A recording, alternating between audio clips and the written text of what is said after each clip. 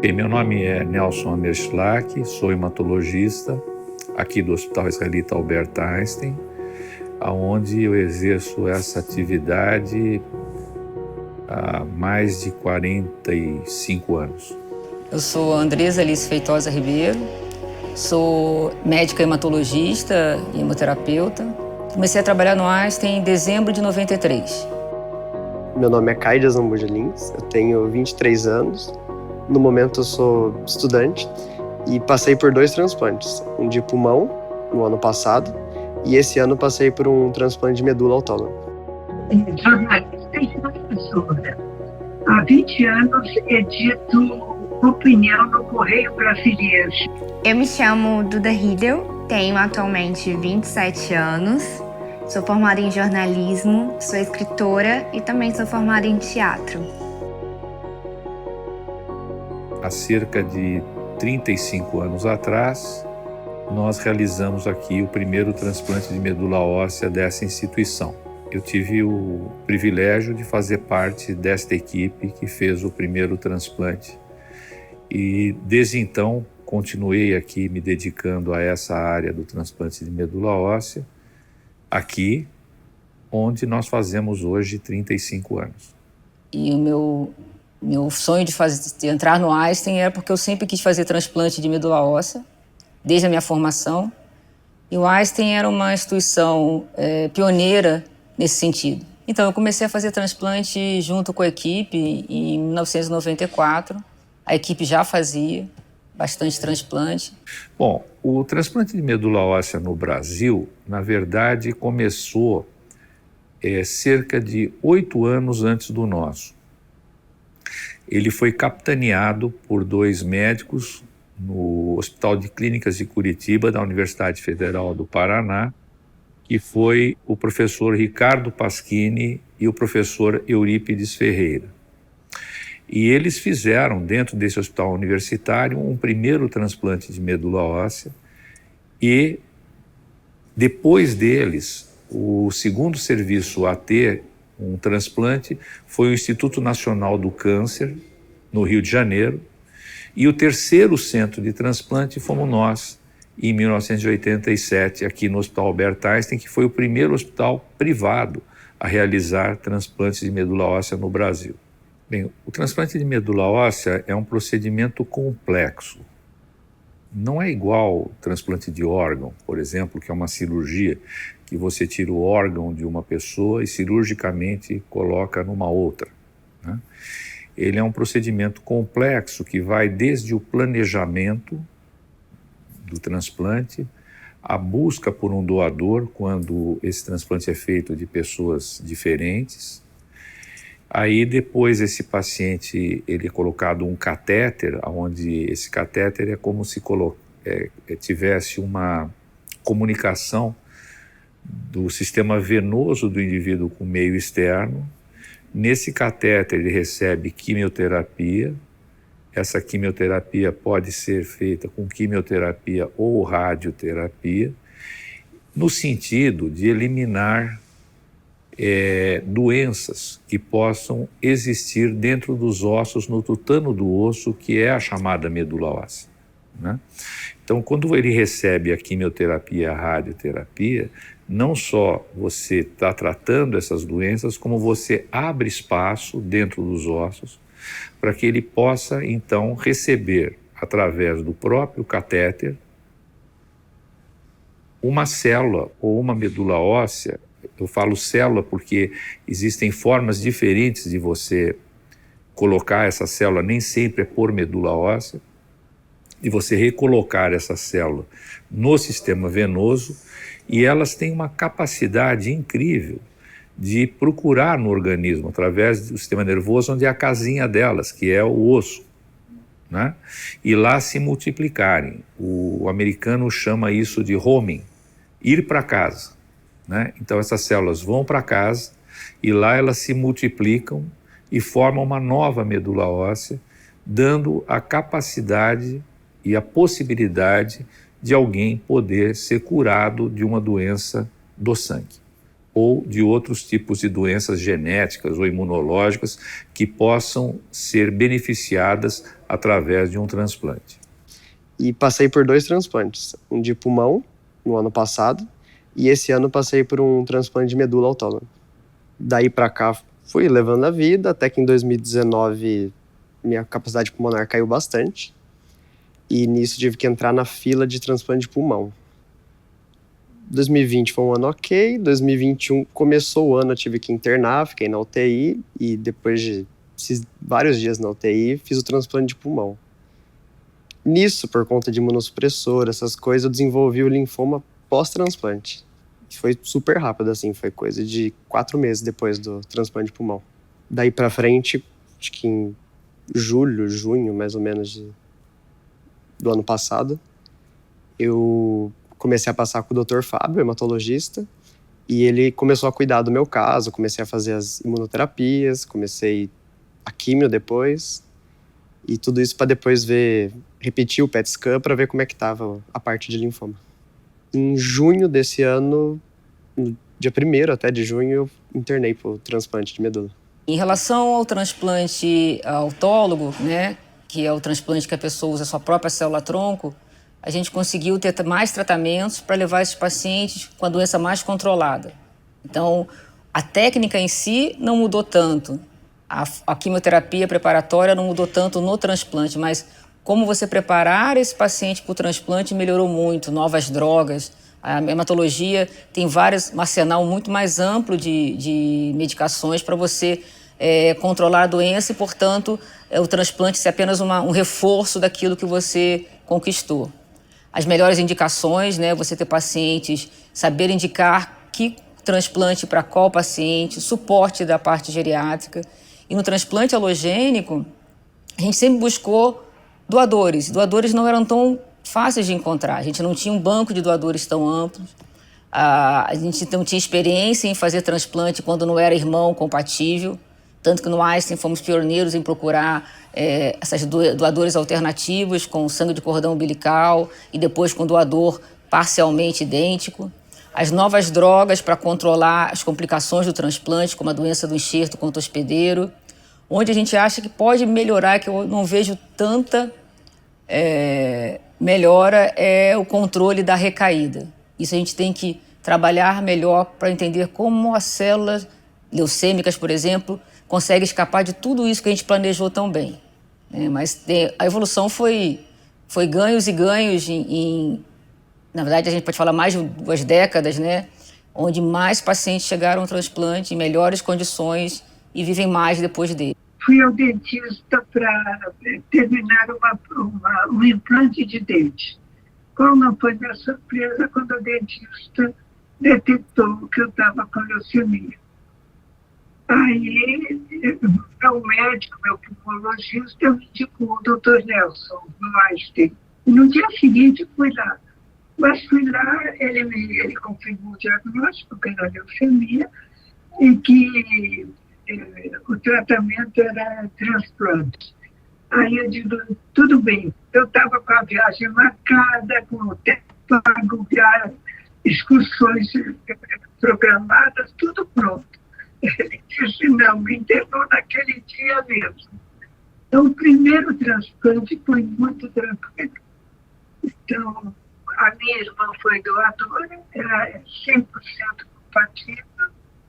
Fiquei mês e meio no hospital e saí bem. Só que 4 anos depois tive recidiva. E depois do tratamento à base de quimioterapia, o Dr. Nelson viu que era hora que a solução era o transplante. Eu não quis fazer. Já conhecia o transplante e não queria fazer de novo. Aí ele é muito convincente e muito sedutor. Aí ele me disse que tinha passado por um caminhão e o caminhão estava com o seguinte letreiro: andar sempre para frente, desistir jamais. Então não desista, está bem. eu anestesista, vou fazer o transplante. Em março de 2019, eu comecei a apresentar alguns sintomas. Uma sinusite que nunca se curava, algumas dores nos braços, muito cansaço, eu acabava dormindo. Eu digo que onde eu via um sofá, eu acabava dormindo. E eu nunca fui uma pessoa assim que tinha muito sono. E aí eu comecei a ir no hospital e sempre falavam assim, essa sinusite aí, vou te passar um remédio, mas nunca faziam um exame de sangue.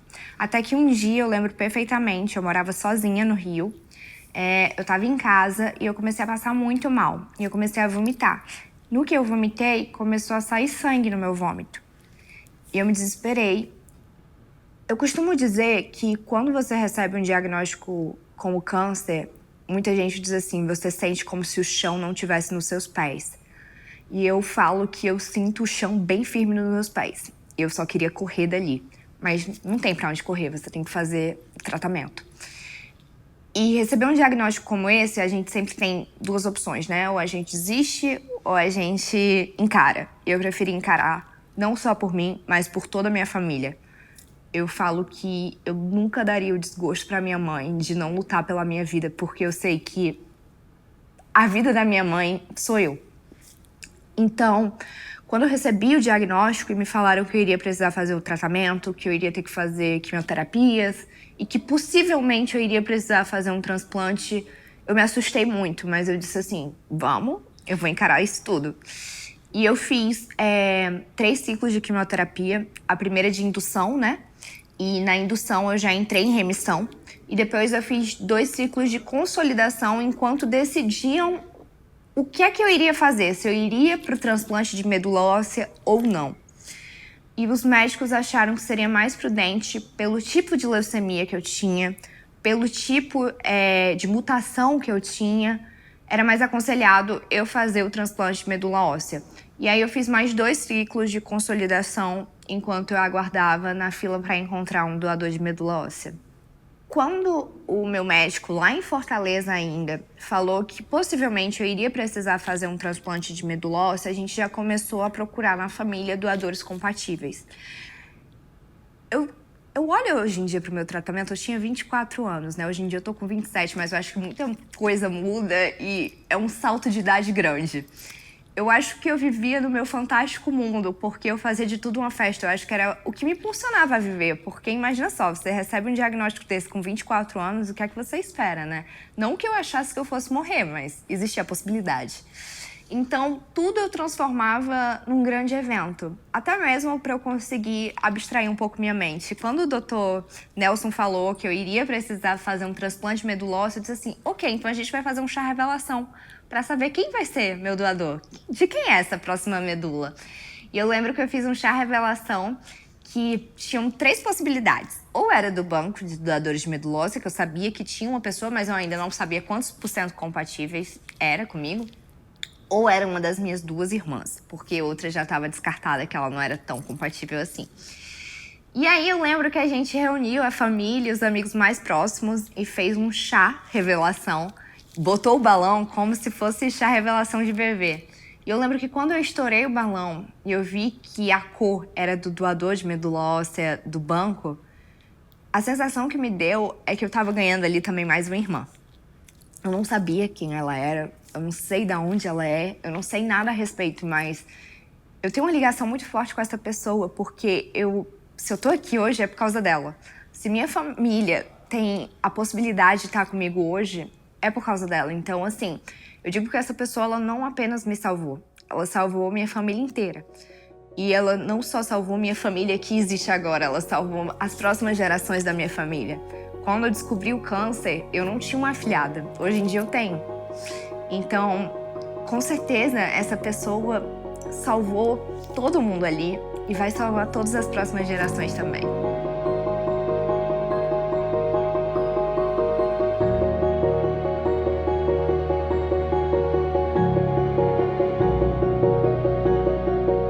Então, com relação aos bancos de doadores de medula óssea, é interessante, porque na época quando começaram os transplantes no Brasil, ainda não existia. E quando nós começamos o nosso transplante aqui, era uma coisa absolutamente incipiente ainda, né? É uma história interessante. Isso começou nos Estados Unidos, num programa nacional que chama, que existe até hoje, que é o NMDP, National Marrow Donor Program, que é o Programa Nacional de Doadores de Sangue nos Estados Unidos, e que ele foi baseado num aspecto interessante, né? Isso foi exatamente nessa época, 88, 89, por aí, no qual eles começaram a verificar que existiam doadores de sangue que eram doadores que repetiam as doações, que faziam isso com, que nós chamamos de doadores de repetição. Esses doadores eram convocados para virarem doadores de plaquetas. Plaquetas é um exemplo, é um tipo de componente do sangue que o doador doa a plaqueta numa máquina, né? E esta máquina, o ideal seria que ele tivesse pelo menos algum grau de compatibilidade com quem recebe esta plaqueta. E quando se começou a ver que tinham pessoas que doavam plaquetas regularmente, se iniciou uma campanha nessas pessoas: se você doa plaqueta ou doa sangue, por que não você ser um doador de medula? E esses foram os primeiros doadores de medula óssea que ocorreram em torno desta época, né? Coincidentemente, eu nessa época estava fazendo um estágio nos Estados Unidos e eu acompanhei esse começo dos bancos de medula óssea, ou dos registros, né? Porque não é um banco propriamente dito, é um registro de doadores que se iniciou naquele país. Se a gente for pensar como era o transplante há 35 anos atrás, por exemplo, a gente dizia que transplante não é para quem quer, é para quem pode. E isso significava que quem pode é quem tinha um irmão que fosse compatível com ele, completamente compatível, 100% compatível. Então muita gente tinha indicação de transplante, mas não tinha a possibilidade de fazer um transplante por falta de compatibilidade. Depois disso, se evoluiu para os chamados registros de doadores, como a gente comentou, que hoje nós temos registros na Europa, nos Estados Unidos, no Brasil. O Brasil, por exemplo, é o terceiro maior registro de doadores do mundo. Depois disso, nós evoluímos também para os transplantes, utilizando como fonte de células, não mais a medula óssea, mas o sangue periférico. A gente conseguia passar a célula-tronco da medula para o sangue, extrair no sangue. Depois nós descobrimos que o cordão umbilical era rico em células-tronco, então passou a ser mais uma possibilidade de transplante. E hoje nós sabemos também que é possível se fazer transplantes não totalmente compatíveis, não é? Seja com parentes ou não parentes. Então hoje é praticamente impossível alguém que precisa de um transplante não recebê-lo por falta de doador. Fora isso, mudaram as técnicas. Uma série de mudanças ocorreram nesse período todo que propiciou que o transplante fosse cada vez mais seguro e não só mais disponível, né? Então hoje a gente pode dizer que o transplante é um procedimento disponível e seguro para quando ele for necessário. Já estava praticamente no final de junho, a medula já tinha pego enquanto eu estava na UTI, acho que no dia 19 pegou a medula, que voltou a funcionar, né? E no dia 1º de julho eu tive a alta e voltei para casa. Foram me dar notícia, eu acho que à tarde. Tanto que eu estranhei, porque entrou mais médico que o normal. Fiquei olhando, eu falei, nossa, que tanta gente. Aí vieram, me deram parabéns, não sei o quê. Aí falaram, não, a gente tá esperando você voltar pro andar, tá todo mundo do andar querendo falar com você, não sei o quê, né? Nossa, a parte de equipe multidisciplinar do Einstein, eu acho que eu só tenho a agradecer por tudo que fizeram por mim. Desde o começo do tratamento até o final. Acho que o pior mês, assim, com certeza foi o do transplante, porque, né, um mês no hospital não é muito legal, né? Mas, nossa, me tratavam como se eu estivesse em casa. Desde da enfermeira até a copeira. A copeira ligava no meu quarto, às vezes à noite, porque ainda mais quando eu tava com com as feridas na boca e não tava comendo direito, ela ligava e falava, Caio, o que você quiser, eu pego pra você aqui na cozinha, não sei o quê. Nossa, todo dia praticamente. Então essa parte assim de equipe multidisciplinar, nossa, não tem o que falar. Super agradeço tudo que fizeram. Eu me recordo que teve um dia que a doutora Jade entrou no quarto e falou assim, Duda, começaram a aparecer alguns neutrófilos. Então, isso é um significado que talvez a medula esteja pegando. Se no terceiro dia continuar assim, é porque a medula pegou. E aí, no segundo dia, eu acordei assim, meu Deus, tomara que esteja. E aí também tava um pouquinho mais de neutrófilos. E aí, na noite do segundo pro terceiro dia, eu tive uma taquicardia muito forte devido às medicações e por conta da morfina, né, pra dor.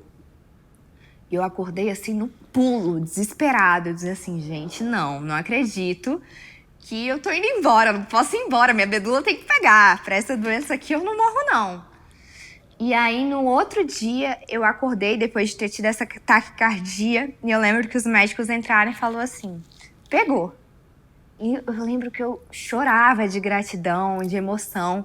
Coloquei uma música de axé pra tocar, que eu sou nordestina, eu adoro. E fiquei cantando, assim, celebrar, como se amanhã o mundo fosse acabar. E fiquei dançando, eu e meu cachorrinho ali, cheio de medicação ainda, eu e minha mãe. E dali pra frente foi só gratidão e foi a contagem de um dia após o outro.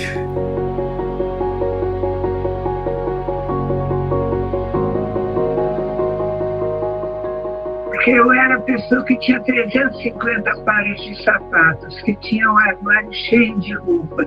E de repente eu quis ficar mais leve, quis ter menos coisas. Então as coisas perderam o significado para mim. Fiquei com as coisas essenciais. O que é realmente essencial para mim? É a família, são os amigos, é a saúde, é o trabalho. Para mim é essencial. E no segundo renascimento ainda fiquei mais leve, não me liberei de mais coisas. Então eu seria outra se não tivesse feito o transplante. Eu tenho muito orgulho da minha trajetória aqui no Einstein, né? E porque além do cuidado com o paciente, a gente forma pessoas, forma médicos, residentes, forma também especialistas. Então, com certeza, não é incomum encontrar em congresso pessoas que passaram aqui, que a gente contribuiu para a formação, né? E não só a parte médica, a parte humana também. Então, isso o Einstein me possibilitou. Embora a gente não tenha a abrangência de cuidar de muitos pacientes, nós somos um serviço que faz 300 transplantes por ano, a gente tem essa abrangência através das pessoas que a gente ajuda a formar. Eu acho isso muito legal. Bom, eu tenho um sentimento misto, né? Ele é misto de alegria e de esperança para aqueles pacientes que a gente consegue que tenham uma boa evolução, e um misto de tristeza por aqueles poucos, mas que existem, que são aqueles onde a gente não conseguiu ou não consegue levar para um resultado como a gente gostaria que fosse, né? De qualquer forma, ter participado de toda esta evolução no mesmo centro de transplante, criando uma equipe que hoje trabalha absolutamente integrada, né? Oferecendo aos nossos pacientes, além de técnica, humanidade, me deixa profundamente feliz. A minha mensagem são duas, na verdade. A primeira é que eu sei que vai ter dias difíceis no transplante, mas como tudo na vida passa.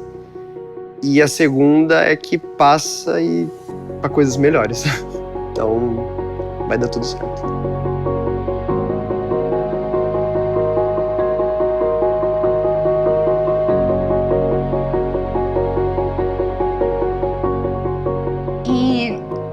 Ser uma sobrevivente não é fácil. A gente passa por muitas questões, a gente passa por muitas fases, mas não tem alegria maior do que ter uma segunda chance. E a segunda chance, a gente faz tudo diferente, sabe? A gente se arrisca muito mais, a gente se dedica muito mais, a gente ama muito mais, a gente vive mais intensamente. E eu sou muito grata por ter tido essa oportunidade, apesar de não dar para romantizar isso. É muito difícil, é muito doloroso, mas a vitória, ela tem um gostinho especial. Então, aproveitem a segunda chance. Eu acho que celebrar 35 anos de transplante no Einstein é a mesma coisa que para um jogador de futebol ganhar a Copa do Mundo, não é?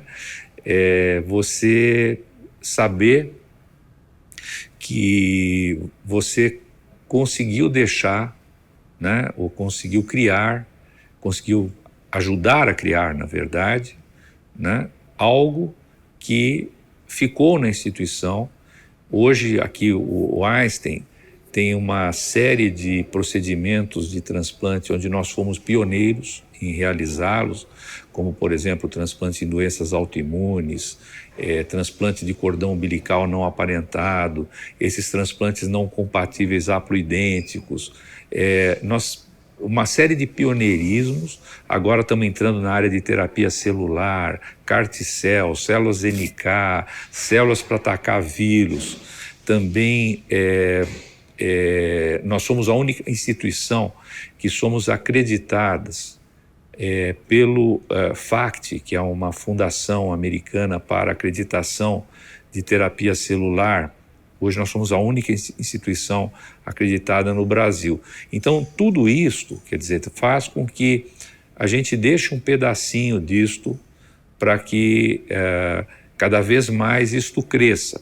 E a gente tem ajudado também outros centros de transplante a poderem também estar com a gente nesta evolução que é o transplante de medula óssea. Então, esta cooperação com os demais centros também é extremamente importante. Eu muito feliz, sim. A vida profissional sempre foi muito importante para mim, principalmente por causa do tipo de paciente, da complexidade desse paciente, muitas vezes eles estarem tão próximo de um desfecho ruim. Então, eu sempre quis ter a possibilidade de oferecer o melhor no contexto de humano, no contexto científico, no contexto de pessoal, e isso o Einstein inegavelmente tem, né? Não digo que só o Einstein tem, mas com certeza tem. E eu fazer parte desse time num período tão longo de tempo é gratificante, é muito bom. Assim, eu não imaginava que eu estaria tanto tempo contribuindo para uma instituição tão poderosa assim, sinal de que a gente tem uma realização profissional, né, fazer parte desse time. Eu gosto de olhar sempre o lado positivo das coisas, então se você puder fazer o transplante, você está tendo essa oportunidade, abrace-a e tenha certeza de que no final tudo vai dar certo e de que você vai ter a sua vida, eu não digo uma vida normal, mas uma vida mais especial. E a vida mais especial é ainda melhor do que a vida normal. A última mensagem que eu posso deixar é uma mensagem para os pacientes, né? Que é uma mensagem de esperança, de acreditarem, de lutarem, né? E até de utilizar o famoso jargão da Abrale, que é 100% de esforço onde tiver 1% de chance. E eu uso um outro que eu aprendi na boleia de um caminhão, que dizia que você deve tentar sempre, desistir nunca e ganhar às vezes. Então eu acho que a mensagem que eu gostaria de deixar ao final desta conversa de hoje.